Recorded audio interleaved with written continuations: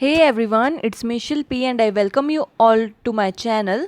ये वीडियो बनाने का सिर्फ एक ही मकसद है कि जो हमको ये टाइम मिला है, गोल्डन अपॉर्चुनिटी मिली है एग्ज़ाम पोस्टपोन्ड होकर, उसमें हम हमारे ऑप्शनल सब्जेक्ट की प्रिपरेशन और अच्छे से कर सकें। उस प्रिपरेशन को स्टार्ट करने से पहले सिलेबस का एक अच्छी तरह एनालिसिस कर लेंगे और जो भी इम्पॉर्टेंट बुक्स जिससे हम ये सिलेबस कंप्लीट कर सकें वो भी मैं इस वीडियो में बताऊंगी। So let's begin with the video. और ये वीडियो सिर्फ एसीएफ और फॉरेस्ट रेंज ऑफिसर के लिए हेल्पफुल नहीं होगा, बल्कि जिनका भी बॉटनी ऑप्शनल है, चाहे वो यूपीएससी में हो, चाहे वो इंडियन फॉरेस्ट सर्विस में हो, उसके लिए भी ये वीडियो बहुत हेल्पफुल होने वाला है। स्टार्ट करते हैं बॉटनी के सिलेबस से।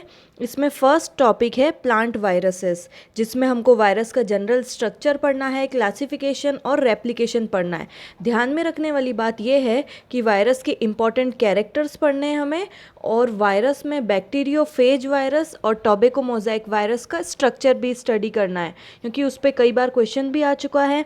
सेकेंड है इसमें माइकोप्लाज्मा एंड फाइटोप्लाज्मा, उसकी बायोलॉजी और इकोनॉमिक इम्पॉर्टेंस। अगर ये टॉपिक नहीं मिलता है इजीली किसी बुक में तो इसके मैं प्रोवाइड करवा दूंगी एक वीडियो में, क्योंकि माइकोप्लाज्मा और फाइटोप्लाज्मा से होने वाले प्लांट डिजीज़ेस भी हैं कुछ, जैसे कि विचेस ब्रूम है और भी 2-3 डिजीज़ेज़ हैं। उसके बारे में भी हमें पता होना चाहिए।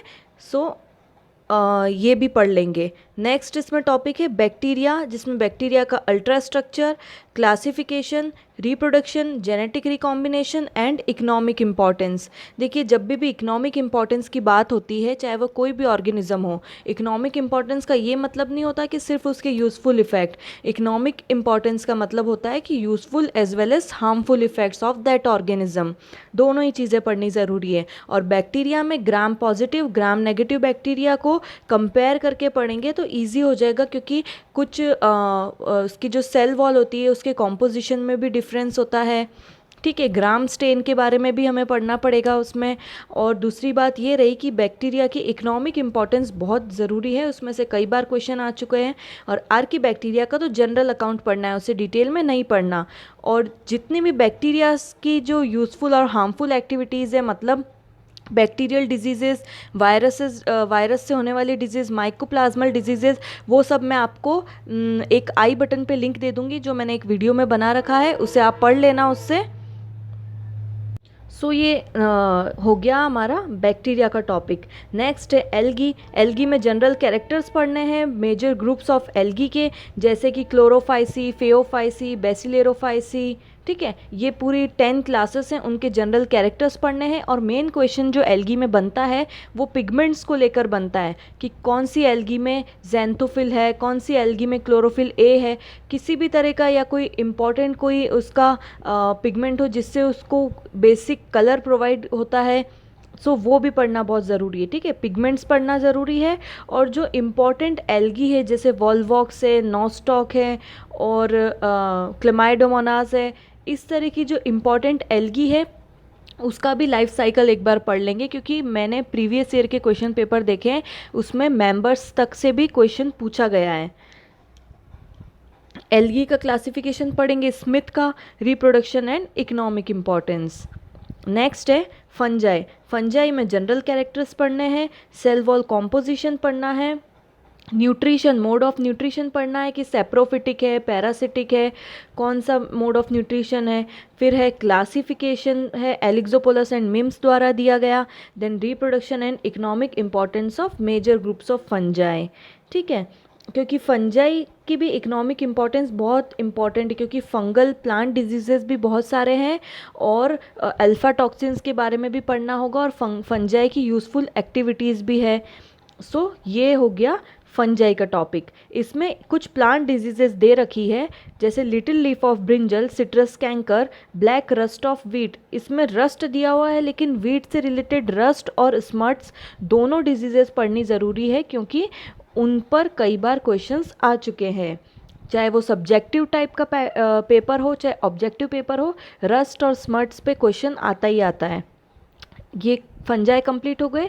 और नेक्स्ट उसके बाद है ब्रायोफाइटा। ब्रायोफाइटा में पढ़ने हैं जनरल कैरेक्टरिस्टिक्स, ब्रायोफाइटा का classification, thallus organisation and evolution. Evolution में इसमें पढ़ना है इवोल्यूशन ऑफ स्पोरोफाइट, ठीक है।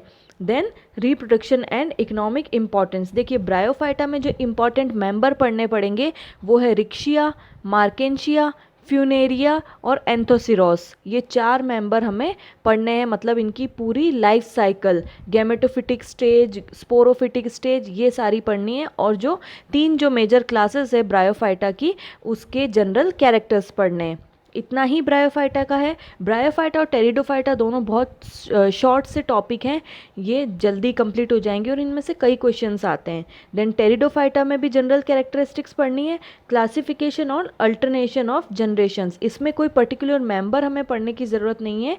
ब्रायोफाइटा में अल्टरनेशन ऑफ जनरेशन से क्वेश्चन आ सकता है, क्लासिफिकेशन भी इम्पॉर्टेंट है, लेकिन जनरल कैरेक्टरिस्टिक्स और alternation of generation important topic है। और नेक्स्ट इसमें है general characters and classification of gymnosperms, their life cycle and economic importance. इसमें जो इम्पॉर्टेंट है वो हमें पढ़नी है पूरी लाइफ साइकिल साइकस की और पाइनस की। उसमें से कई क्वेश्चन पूछे जाते हैं, हर एक चीज़ उसकी इम्पॉर्टेंट है, B it formation of seed, B it formation of gametes, कुछ भी हो, वो हर चीज़ें साइकस और पाइनस की इम्पॉर्टेंट है। सो वो सारी चीज़ें पढ़नी है। सो अब बात आती है बुक्स की। देखिए bacteria, viruses, mycoplasma, fungi, algae, bryo, pterido, gymno, ये सारे आपको, मतलब जितने भी ये क्रिप्टोगैम्स और जिम्नोस्पर्म्स हैं, ये सारे टॉपिक आपको किस में मिल जाएंगे, सिंह पांडे जैन की a text book of botany में।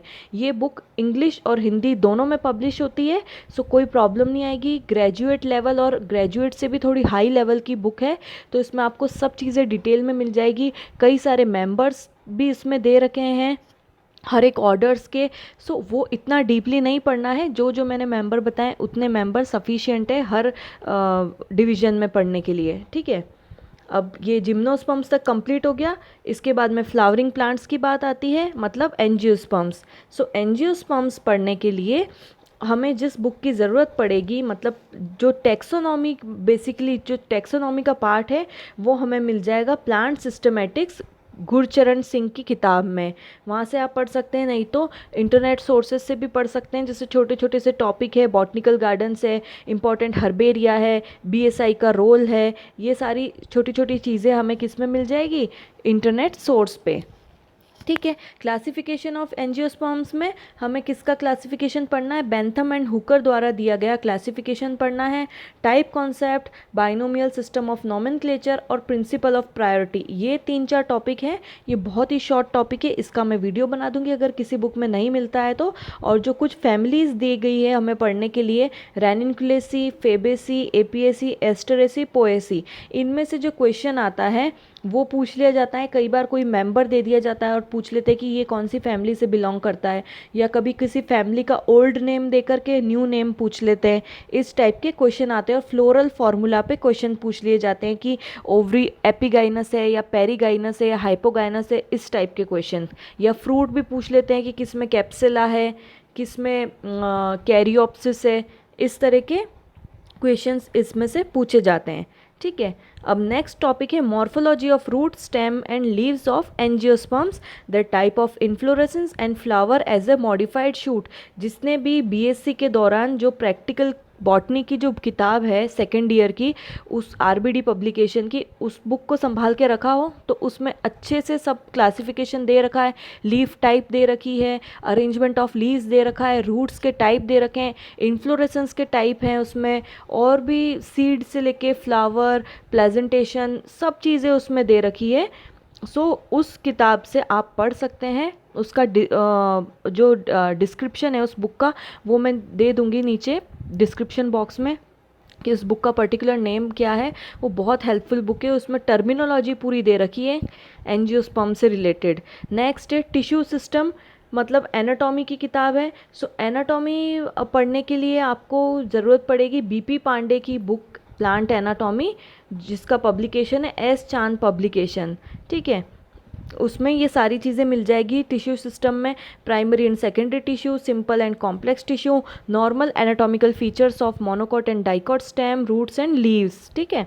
उसमें कंपैरिजन करके पढ़ेंगे टीएस बना करके, तो ज़्यादा इजीली हम कर पाएंगे। Vascular system and types of vascular bundles, कोई कॉन्जॉइंट, कोलेट्रल, ओपन, एक्सार्क, एंडार्क, ये सारी जो टर्मिनोलॉजी है आपको एनाटॉमी की किताब में मिल जाएगी। Origin of lateral roots, apical and cambial meristem, then general account of wood, characteristics of growth rings, sapwood and heartwood, periderm, normal secondary growth in dicot stem and root, anomalous type of secondary growth in Boervia, Leptadenia, Salvadora, bougainvillea और Dracaena, ये mention करा हुआ है। इनका तो हमको secondary growth पढ़ना ही है। इनकी स्टेम में या किसी की रूट में सेकेंडरी ग्रोथ है, वो एनोमलस बिहेवियर शो करता है, मतलब जो नॉर्मल डेवलपमेंट है उससे कुछ हटकर है इसमें।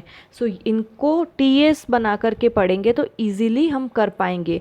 नेक्स्ट पार्ट है pollination, development of male and female gametophyte, types of ovules, double fertilization, types of embryo sacs, development of embryo in dicots, endosperm type and structure of dicot and monocot seed। तो इसमें embryology और anatomy दोनों ही एक ही 4th number के topic में दे रखा है। सो embryology आप किसी भी अच्छी बुक से पढ़ सकते हैं। एम्ब्रियोलॉजी की बुक का मुझे नाम याद नहीं आ रहा है, बट मैं डिस्क्रिप्शन में आपको दे दूंगी नाम, क्योंकि मैंने नोट्स बना रखे हैं, ठीक है। डिफरेंट बुक सोर्स से नोट्स प्रिपेयर कर रखे हैं। ऐसा नहीं है कि एक ही बुक से मैंने कुछ पढ़ा हो। सो इसलिए मैं आपको इसमें नाम नहीं बता पाऊँगी, आपको डिस्क्रिप्शन बॉक्स में नेम्स दे दूँगी सारी बुक्स के। नेक्स्ट जो टॉपिक है वो है utilization of plants. Utilization of plants मतलब कि इकोनॉमिक बॉटनी। इसमें हमें क्या पढ़ना है, उस प्लांट का source, cultivation, improvement in plants of economic value and human welfare with special reference to cereal crops जैसे कि वीट, मेज, बाजरा। नेक्स्ट है इसमें इम्पॉर्टेंट ऑयल सीड्स, जिससे हमको ऑयल मिलता है, ग्राउंड नट से, मस्टर्ड से, ये 2 इसमें पढ़ने हैं।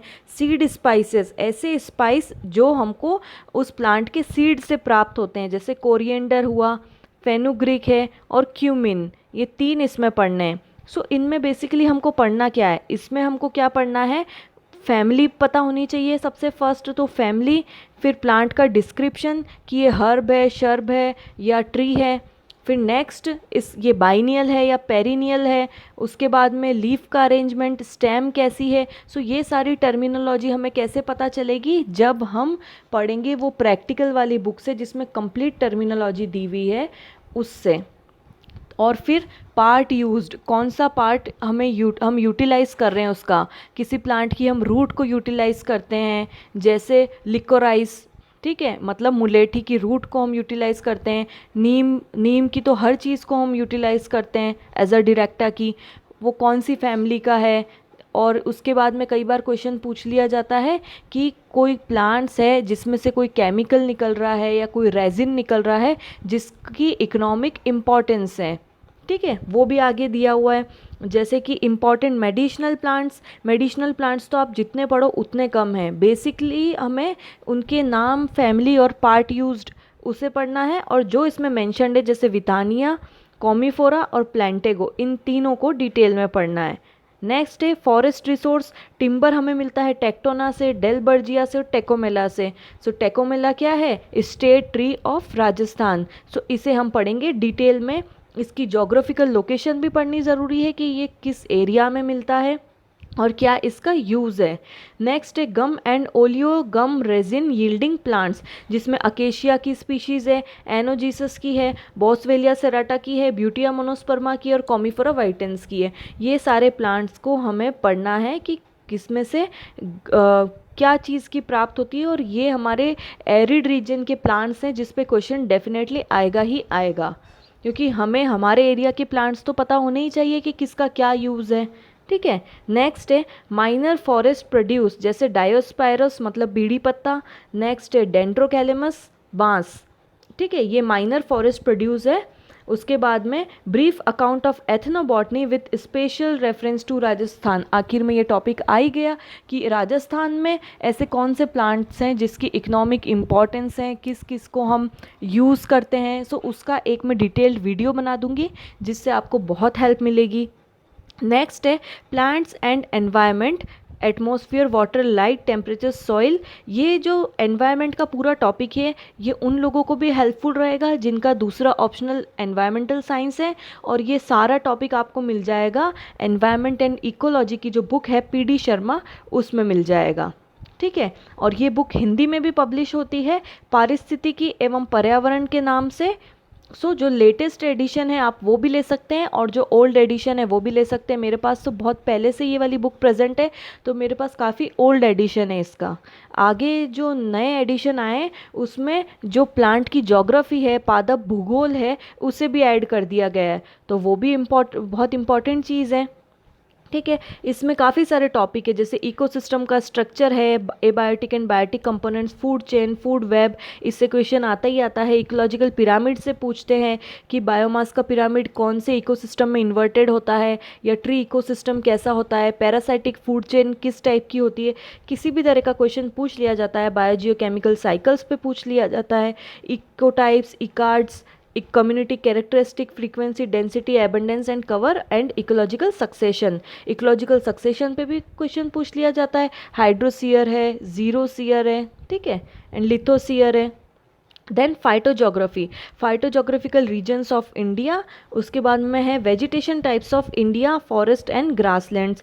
जो वेजिटेशन टाइप ऑफ इंडिया है उस पर मैंने ऑलरेडी वीडियो बना लिया है, वो जोग्राफी वाले पार्ट में मैंने ऐड करा है, क्योंकि इंडियन जोग्राफी के सिलेबस में भी वेजिटेशन टाइप्स ऑफ इंडिया को स्टडी करना है। सो ये टॉपिक दोनों जगह दे रखा है, आपको इसका लिंक आई बटन में मिल जाएगा, वहाँ से आप पढ़ सकते हैं। नेक्स्ट है vegetation of Rajasthan, plant conservation strategies in Situ and ex situ conservation, red data book and IUCN classification, endangered and threatened plant of Rajasthan. ये कंप्लीट हो गया एनवायरनमेंट का टॉपिक। शंकर आईएएस की एक एनवायरनमेंट की बुक है, उसमें भी काफ़ी सारे इसके टॉपिक मिल जाएंगे, लेकिन एनवायरनमेंट आप एक ही बुक से पढ़े तो बेटर रहेगा। बाकी एनवायरनमेंटल ऑर्गेनाइजेशन आप गूगल करके पढ़ सकते हैं, इंटरनेशनल ऑर्गेनाइजेशन है उनकी वेबसाइट पर जा कर के आप पढ़ सकते हैं, तो आपको ऑथेंटिक डेटा मिलेगा जो कि मिसलीडिंग नहीं होगा। नेक्स्ट है प्लांट वाटर रिलेशन, मतलब ये प्लांट फिजियोलॉजी का टॉपिक है, ये पूरा 7th नंबर का topic. So plant physiology and biochemistry की एक बहुत अच्छी बुक है एच श्रीवास्तवा की, उसे आप लेकर पढ़ सकते हैं। उसमें ये आपको कंप्लीट टॉपिक मिल जाएगा, सारे C3 C4 pathways, cam plants मिल जाएगा, फोटोसिंथेसिस, रेस्पिरेशन का पूरा टॉपिक मिल जाएगा, प्लांट ग्रोथ रेगुलेटर मिल जाएंगे आपको उसमें, फोटोपीरियडिज्म, वर्नलाइजेशन, और जितने भी ये हैं ऑक्सीजन, जिब्रेलिन्स, साइटोकाइनिन्स, ये सब चीज़ें उसमें मिल जाएगी। और जो प्लांट वाटर रिलेशन है, डिफ्यूजन, ऑस्मोसिस, इन सब पे भी क्वेश्चन बहुत ज़्यादा बार पूछा गया है एग्जाम्स में, बहुत कंफ्यूजिंग क्वेश्चन पूछते हैं इस पे। ठीक है, नेक्स्ट है सेल बायोलॉजी का पार्ट। जो सेल बायोलॉजी का पार्ट है, जेनेटिक्स का पार्ट है, बायोटेक्नोलॉजी की जो टेक्निक्स है, वो सब आपको कंप्लीट जो पैकेज पूरी ये सारे सिलेबस का है वो आपको मिल जाएगा पीके गुप्ता की बुक में। ठीक है, पीके गुप्ता की जेनेटिक्स एंड साइटोजेनेटिक्स की किताब आती है, उसमें मिल जाएगा। और जो बायोटेक्नोलॉजी से रिलेटेड कुछ जो न्यू टॉपिक्स हैं जैसे कि पेटेंट टेक्नोलॉजी है, जीएम क्रॉप्स है, ट्रांसजेनिक क्रॉप्स हैं, वो सब आपको डेटा मिल जाएगा डिपार्टमेंट ऑफ बायोटेक्नोलॉजी की वेबसाइट से। ये गवर्नमेंट इंस्टीट्यूट है, इस पर ऑथेंटिक डेटा मिलेगा। कई बार हमें गूगल भी करना चाहिए कई टॉपिक को, उससे भी हमें इंफॉर्मेशन अच्छी मिल जाती है। इसमें जो भी ये concept of heredity, Mendel's law of heredity है, हेरिडिटी, लिंकेज, प्लांट ब्रीडिंग, उसके बाद में क्रोमोसोम्स, सेल का स्ट्रक्चर, इंपॉर्टेंट सेल ऑर्गेनिल्स, उसके बाद में न्यूक्लिक एसिड्स के बाद में जीन रेगुलेशन एंड एक्सप्रेशन, और ये जेनेटिक इंजीनियरिंग का जो टॉपिक है ये सब आपको पीके गुप्ता की बुक में मिल जाएगा। इसमें जो बेसिक मेथड है जिसमें समझने में टाइम लगता है वो है प्रोटीन सिंथेसिस, और दूसरा है RDNA टेक्नोलॉजी, मतलब रिकॉम्बिनेंट DNA टेक्नोलॉजी। ये दो बड़े टॉपिक हैं, बाकी ये सब छोटे छोटे टॉपिक है जैसे कि transposable elements, cDNA library, genomic library, ये सब स्मॉल टॉपिक हैं। ठीक है, नेक्स्ट टॉपिक है concept of asepsis and method of sterilization. फिर उसके बाद टॉपिक है tissue culture media, concept of cell totipotency.